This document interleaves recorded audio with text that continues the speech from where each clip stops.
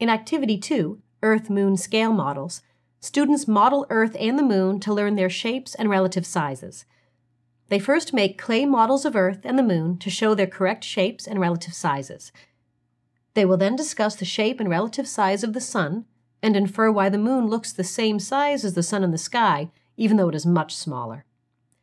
You will need the following materials from the kit: Activity Sheet 2, Parts A and B, cans of modeling clay, and a tennis ball. You will also need to provide boxes of crayons, globe, and a toy car. To prepare for Session 1, make a copy of Activity Sheet 2, Part A for each student.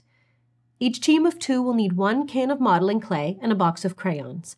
You will need a toy car, a tennis ball, and a standard-size classroom globe for a class demonstration. To begin the activity, hold up a toy car and ask, "What is this? Is it a real car? Can you ride in it?" Explain that it is a model, a small object that is built to look just like an object whose actual size is much bigger.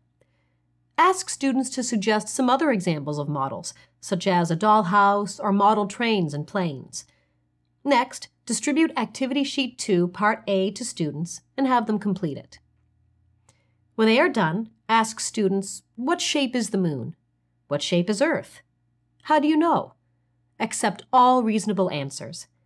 Then present the globe to the class and lead them to understand that a globe is a model of Earth. Students should now realize that, like the globe, both Earth and the Moon are shaped like a ball. Next, ask, "Is the Moon bigger or smaller than Earth?"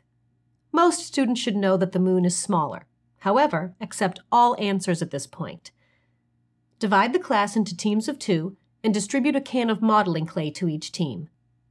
Ask students to make models of Earth and the Moon, showing their correct shape and size in comparison to one another. Their Earth models will be much smaller than the globe because they have only a small amount of clay.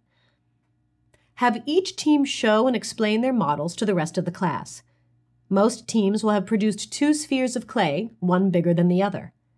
Next, present the tennis ball to the class and tell students that this will be used as a model of the Moon. Hold up the tennis ball next to the globe and invite students to compare the sizes of these 2 objects.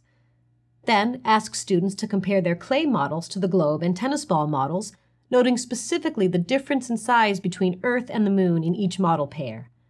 Ask, "Did your team make a good guess about the size of the Moon compared to Earth?" The answers will vary. All models will not be exact. Help those students whose clay models are blatantly inaccurate to adjust their models until they are similar in scale to the globe and tennis ball models. After students have adjusted their models, have them return the clay to the cans and replace the lid securely. Collect the cans of clay and return them, along with the tennis ball, to the kit. Have students store their activity sheets in their journal envelopes.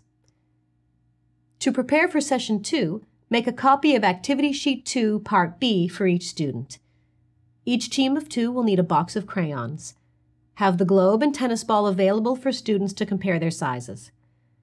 Remind students that they know the shape of Earth and the Moon, and that Earth is much bigger than the Moon.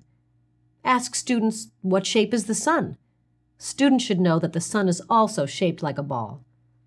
Ask students, "Which do you think is bigger, the Sun or the Moon?" Students might say that the Sun is the same size as the Moon, since they both appear to be the same size in the sky. Explain that the Sun is much, much bigger than the Moon and Earth. Hold up the globe and tennis ball models. Tell students that if these were the actual sizes of Earth and the Moon, the Sun would be as big as their school. Ask students, if the Sun is so much bigger than Earth and the Moon, why does it look the same size as the Moon in the sky? Accept all answers. Distribute a copy of Activity Sheet 2, Part B to each student and a box of crayons to each team of 2. Have students think of an object and draw a picture of what that object looks like up close. Then have them draw a picture of what the object might look like from very far away. When students have finished, ask, "Which was bigger, the drawing of an object up close or the drawing of that same object far away?" Students should understand that an object looks bigger up close than it does from far away. Again, ask students why the Sun and Moon look as if they are the same size in the sky.